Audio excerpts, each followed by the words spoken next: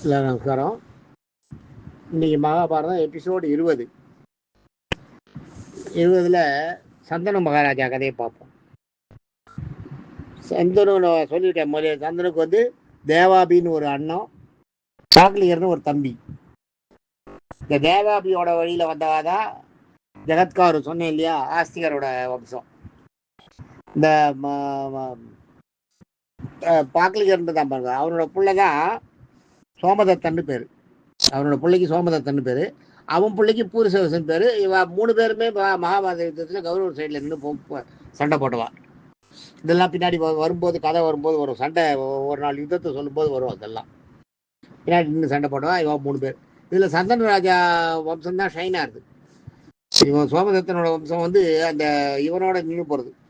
சோமதத்தனுக்கு அப்புறம் பூரிசவசு வருது. பூரிசவசு குழந்தைகள் இல்லை. பூரிசவசு அந்த சண்டையில் செத்து போயிடுறான். அதோட அந்த வம்சம் முடிஞ்சு போகிறது. ஜெகத்காரு வம்சமும் ஆஸ்திகரோட முடிஞ்சு போகிறது. அதே அப்படியே இருக்கட்டும். இந்த சந்தனு மகாராஜா என்ன பண்ணுறார், நான் இந்த ஹஸ்தினாபுரத்தை ஆண்டுன்னு இருக்கார். பெரிய சக்கரவர்த்தி. நம்ம சொல்கிறது, நம்ம கதை இல்லாமல் சின்ன சின்ன அரசர்களை எல்லாம் நம்ம விட்டோம். பெரிய அரசர்களை மட்டும்தான் சொல்லிட்டு வரோம். பெரிய சக்கரவர்த்தி ஆண்டுன்னு வர்றார். இவர் ஆண்டுன்னு வரும்போது ஒரு நாள் ஹஸ்தினாபுரத்தில் அந்த கங்கை கரை ஓரத்தில் வரும்போது பார்த்தா ஒரு அப்படியே அழகே உருவான ஒரு லேடி போயிட்டு இருப்பா முன்னாடி. அழகுனா யாராலையும் கொள்ற அழகு, வசீகரம்னு வாழை. அது மாதிரி ஈர்க்கிற அழகு. அந்த வனப்பும் அந்த அவளுடைய அந்த நட உட பாவனை, பேச்சு, உடம்பு எல்லாமே பார்க்குறவளை மயக்கிற ஒரு சக்தி இருக்கிற அந்த அந்த மாதிரி ஒரு பெண். அந்த பெண்ணு போயிட்டு இருக்கா. அவள் போயிட்டு இருக்கும்போது இவருக்கு என்ன ஆகுது, அந்த பெண்ணை பார்க்குற இந்த சந்தனு மகாராஜா. அந்த காலத்தில் ராஜாக்களுக்கு வந்து இந்த பெண்கள்லாம் நல்ல அழகான பெண்களை பார்த்தா அவளை கல்யாணம் பண்ணிக்கின்ற அந்த எண்ணம். அவளுக்கு கல்யாணத்தை பண்ணிடுவா. அவள் ஒத்துக்கிறாளோ ஒத்துக்கலையோ அவளை கல்யாணம் பண்ணி கொண்டு இவளோட அந்த புறத்தில் வச்சிருவாள். அது மாதிரிலாம் இருந்திருக்கு அந்த காலத்தில். அந்த மாதிரி இதில் இவர் என்ன பண்ணுறார், அந்த இவனை கல்யாணம் பண்ணிக்கிறார். அவளை வந்து கல்யாணம் பண்ணிக்கிறியான்னு என்ன கல்யாணம் பண்ணிக்கோன்னு கேட்பார். கேட்கும்போது அவள் ஒத்துப்பாள், சரின்னுவா.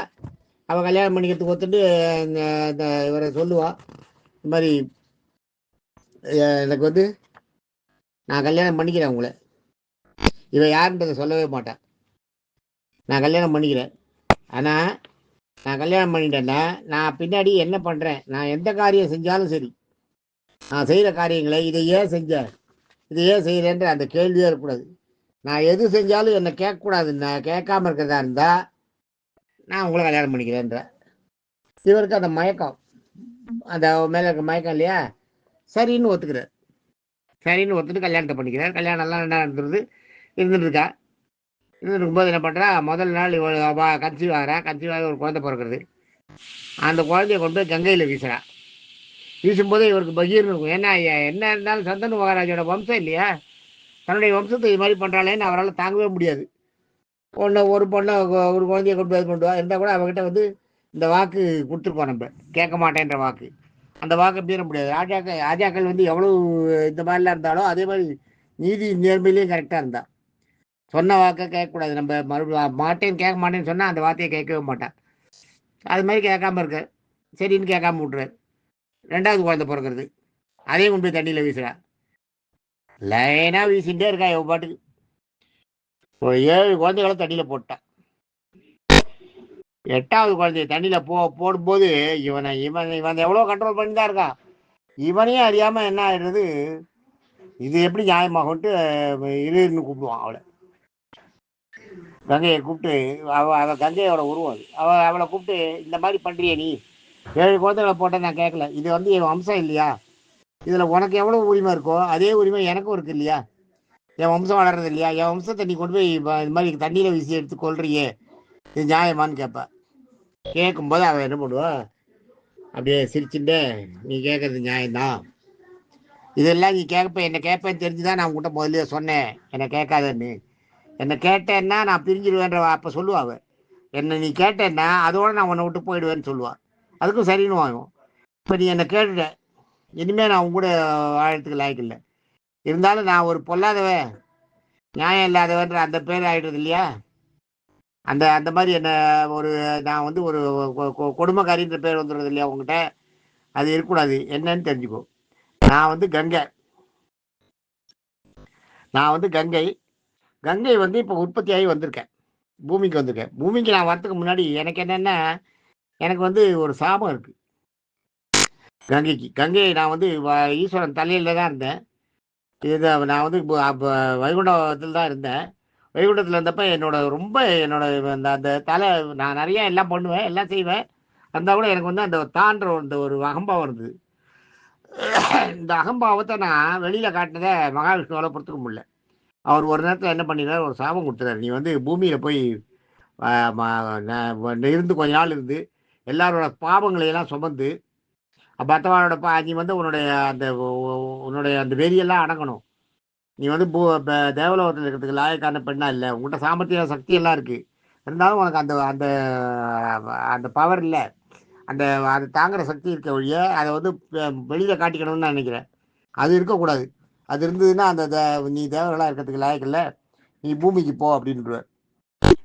பூமிக்கு போனோனே என்ன பண்ணுவா, அப்ப கூட கங்கை என்ன பண்ணுவா, "நான் பூமிக்கு போறேன். நான் இங்கேருந்து கீழ போனேன்னா, என்னோட வேகத்த தாங்கறதுக்கு யார் இருக்கான்னுவா. யார் இருக்கான்னு இவ சொல்லுவா. பூமிக்கு போகணும். அது அப்படியே இருக்கட்டும்.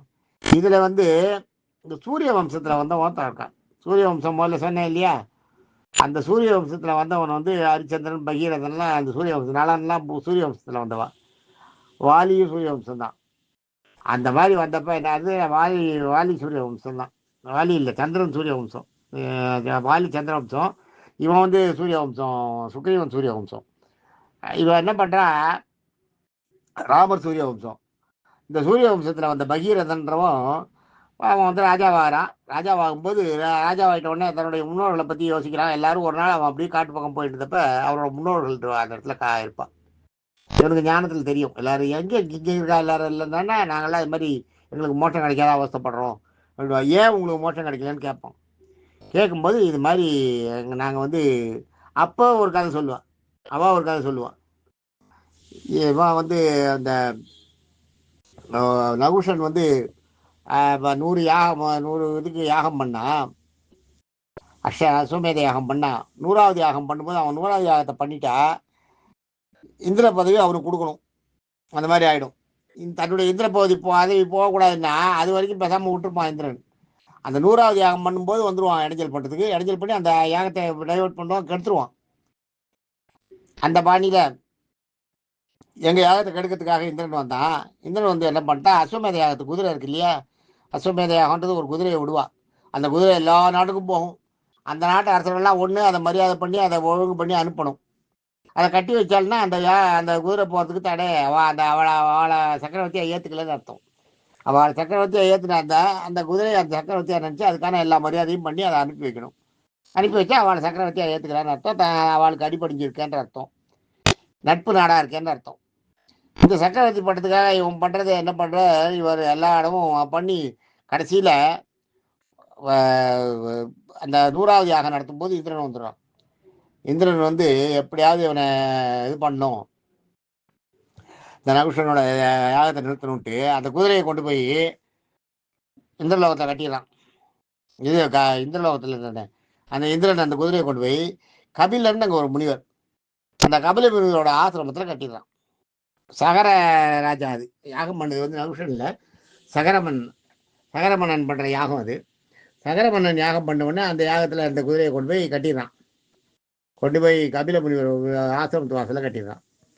கட்டிட்ட உடனே இவர் கபிலர் வந்து இவர் யாகம் பண்ணிட்டு இருப்பார். இவருக்கு அதெல்லாம் தெரியவே தெரியாது. இவருக்கு அந்த அந்த அந்த எண்ணமே இருக்காது, மனசுல இருக்காது. திடீர்னு அசோமேத யாகத்தை அந்த இது தெரிந்து அந்த சகரமன்னன் வருவான் பாருங்க. சகரமன்னன் வரும்போது பார்த்தா அசோமேத அந்த குதிரையை பிடிச்சி கட்டி வச்சிருவோம். இந்த குதிரையை பிடிச்சி இந்த கபிலர் தான் கட்டி வச்சிருக்காருங்க. இவர் ஒரு முனிவர், சாதாரண முனிவர். இவர் வந்து நம்ம குதிரையை கட்டுறதா கட்டி இவரை மேலே அவர்கிட்ட என்ன ஏதுன்னே கேட்காதே அவர்கிட்ட சண்டை போட ஆரம்பிச்சிருவான். சண்டை போட ஆரம்பித்த உடனே அந்த முனிவரோட கபில முனிவரோட யாகம் நின்று போயிடும். அவரோட தவம் கலைஞ்சிரும். தவம் கலைஞ்ச உடனே அவருக்கு அசாத்திய கோபம் வந்துடும். குதிரைக்கு எனக்கு சம்மந்தமே இல்லை. குதிரை யார் கொண்டு கட்டினான்னு எனக்கு தெரியாது. நான் கண்ணை மூடி தவம் பண்ணிட்டு இருக்கேன், யாரோ கொண்டு கட்டி போயிருக்கா. ஆனால் நீ என்ன பண்ணுற, என்ன திறத்துற, என்னை வந்து நீ வந்து என்கிட்ட சண்டைக்கு வரியாருன்னு என்ன பண்ணுறாரு இவர். அப்படி ஒரு பார்வை பார்க்குறாரு, எல்லாம் பஸ்பமாயிடுது. அவரோட பார்வையை தாங்கவே முடியல. கபில முனிவரை எதிர்த்து சண்டை படப்படையாக அனுப்புகிறோம். எத்தனையோ படைகளை அனுப்புகிறான். எல்லா படைகளையும் அவர் ஊதிடுறாரு. உட்கார்ந்த இடத்துலேருந்து அவர் எழுந்திருக்கவே இல்லை. அந்த இடத்த விட்டே எழுந்திருக்கல. எழுந்திருக்காமல எல்லாரையும் இது பண்ணிடுறாரு. இந்த சகர மன்னனுக்கு வந்து அவள் வழியில் வந்து 60,000 பேர் இருக்கா. அந்த 60,000 பேரையும் அனுப்புகிறான்.